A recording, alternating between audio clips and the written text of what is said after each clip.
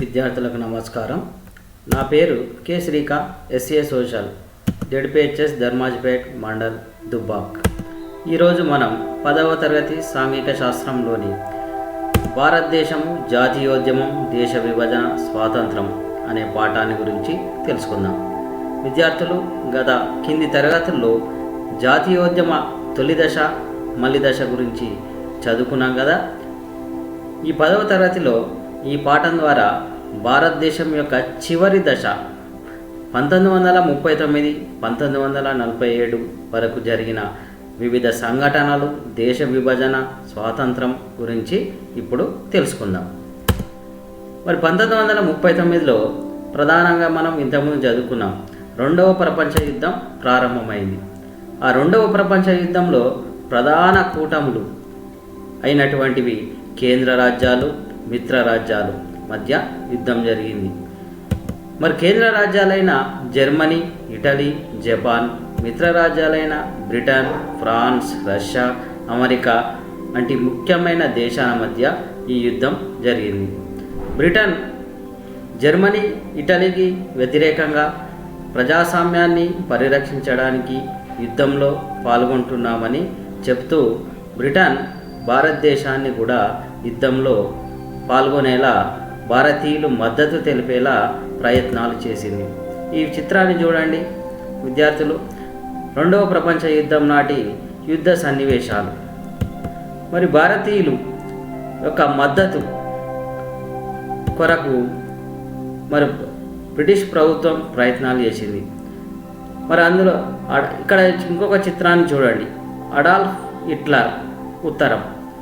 ఇది మహాత్మా గాంధీ గారు Germany నియంతైన Adolf హిట్లర్కు వ్రాసిన ఉత్తరం. ప్రపంచ యుద్ధానికి ప్రధాన కారకులు జర్మనీ చెందిన అడాల్ఫ్ హిట్లర్. మరి ప్రపంచ యుద్ధం వల్ల ప్రపంచానికి పెనుముప్పుగా మారింది. కాబట్టి ఆ యుద్ధాన్ని ఆపడానికి హిట్లర్కు మహాత్మా గాంధీ రాసిన ఉత్తరం ఒకసారి గమనించగలరు.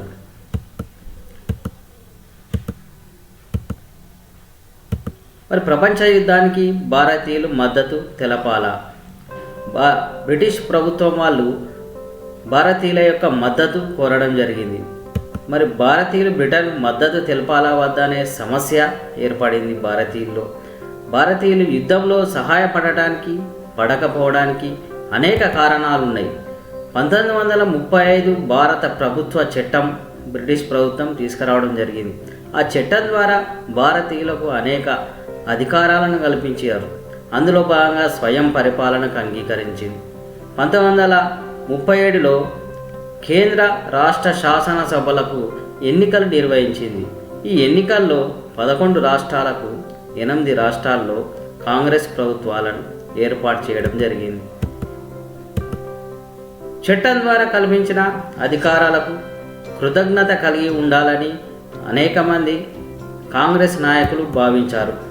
కొంతమంది కాంగ్రెస్ నాయకులు నాజీయిజం, ఫాసిజం, జర్మనీ, ఇటలీ వంటి వారికి వ్యతిరేకించారు.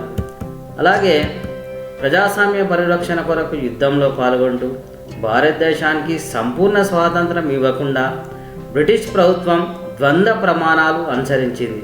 ప్రజాస్వామ్యాన్ని పరిరక్షణ కొరకు అంటూ భారతదేశం మాత్రం స్వాతంత్రం ఇవ్వడానికి సుముఖత వ్యక్తపరచలేదు. ఈ చిత్రాన్ని చూడండి. రెండవ ప్రపంచ యుద్ధ సమయంలో భారతదేశంలో యుద్ధ సమయంలో విమానాల్లోకి సరుకులెత్తుతున్న ఏనుగులు, ఇరవాడి నదిని దాటుతున్న రాయల్ నౌకాదళం 1945 నాటి చిత్రం. మరి బ్రిటిష్ ప్రభుత్వం భారతీయులతో అనుసరిస్తున్న విధానాల్లో ముఖ్యమైనది విభజించి పాలించి విధానం. అందులో భాగంగా ఏర్పడ్డది ముస్లిం లీగ్. ఈ ముస్లిం లీగ్ 1906 ఉత్తరప్రదేశ్లో ఏర్పాటైంది. లార్డ్ మింటో, అప్పటి వైస్రాయి లార్డ్ మింటో ప్రోత్సాహంతో ఈ ముస్లిం లీగ్ అనే సంస్థను ఏర్పాటు చేశారు. ఈ ముస్లిం లీగులో ముఖ్యమైన నాయకులు మహమ్మద్ అలీ జిన్నా. ఇతన్నే పాకిస్తాన్ పితగా పిలవడం జరుగుతుంది. బ్రిటిష్ ప్రభుత్వం అనుసరించిన విధానం విభజించు పాలించు. దీనివల్ల కాంగ్రెస్కు ప్రాధాన్యత తగ్గిస్తూ ముస్లిం లీగ్కు ప్రాధాన్యత ఇవ్వడం ప్రారంభించింది. 1906లో ఈ ముస్లిం లీగ్ ఉత్తరప్రదేశ్లోని ముస్లిం భూస్వాముల ప్రయోజనాల ప్రాతినిధ్యం కొరకు ఏర్పడింది. 1930 వరకు కూడా ఈ ముస్లిం లీగ్కు ముస్లిం ప్రజలలో భారతీయుల్లో అంతగా మద్దతు లేదు. ముస్లిం లీగ్ యొక్క ప్రధాన డిమాండ్ ఏంటి చూద్దాం.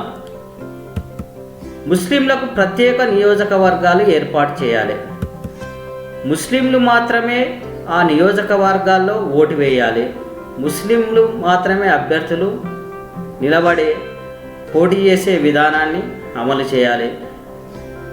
ముస్లింల యొక్క అభ్యర్థులు ఎన్నికై వాళ్ళ యొక్క సమస్యలను శాసనసభలలో ప్రస్తావించి వాళ్ళ సమస్యలను పరిష్కరిస్తారనే భావనతో వాళ్ళు ప్రత్యేక డిమాండ్లు చేయడం జరిగింది. వీరి డిమాండ్లు అంగీకరించి 1909 నుంచి ముస్లింలకు ప్రత్యేక నియోజకవర్గాలు ఏర్పాటు చేశారు. ఇంకా 1937లో జరిగిన ఎన్నికల్లో ముస్లిం ఓట్లలో 4.4% మాత్రమే ముస్లిం లీగ్కు వచ్చాయి. 1946లో జరిగిన ఎన్నికల్లో ముస్లిం ఓట్లలో 86% ముస్లిం లీగ్కు వచ్చాయి. ఈ 10 సంవత్సరాల్లో ముస్లింల యొక్క ఆదరణ లభించి ముస్లిం లీగ్కు ఎక్కువ ఓట్ల శాతం పెరిగింది. 1937-46 మధ్య ముస్లిం ప్రజల ఆలోచనలు మారడంతో 1947వ సంవత్సరంలో ప్రత్యేక దేశం పాకిస్తాన్ ఏర్పాటుకు దారితీసింది. దానిలో భాగంగా మహమ్మద్ ఇక్బాల్ సారే జహాసే అచ్చా అనే గీతాన్ని రాసిన మహమ్మద్ ఇక్బాల్ మొట్టమొదటిసారిగా వాయువ్య ముస్లిం రాష్ట్ర ఆవశ్యకత గురించి సమావేశంలో ప్రస్తావించడం జరిగింది. 1940 మార్చి 23న ముస్లిం లీగ్ స్వయం ప్రతిపత్తిని కోరుతూ ముస్లింలు నివసించే ప్రాంతాలను స్వయం ప్రతిపత్తిని కల్పించాలని కోరుతూ ఒక ప్రత్యేక తీర్మానాన్ని ప్రవేశపెట్టారు.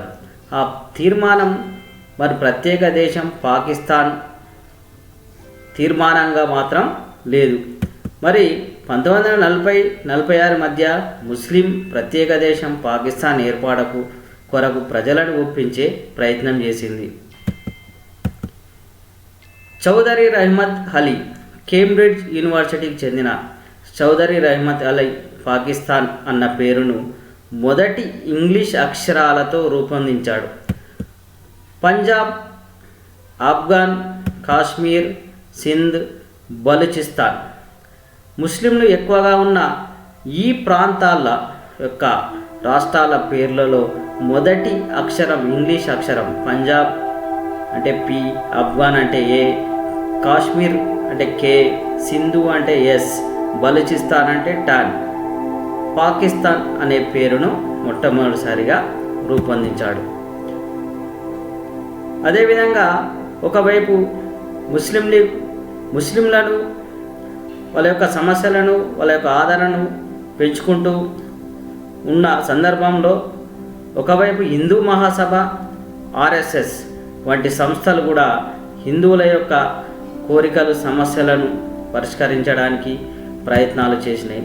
20వ శతాబ్ది ఆరంభంలో హిందువులను సమీకరించి కుల వర్గాలను అధిగమించి హిందువులను ఏకం చేయడానికి ఈ సంస్థలు చురుకుగా పనిచేశాయి. భారతదేశం అధిక సంఖ్యలో ఉన్న హిందువుల భూమిగా పేర్కొన్నారు. విద్యార్థులు ఇప్పటివరకు చదివిన పాఠ్యాంశం ద్వారా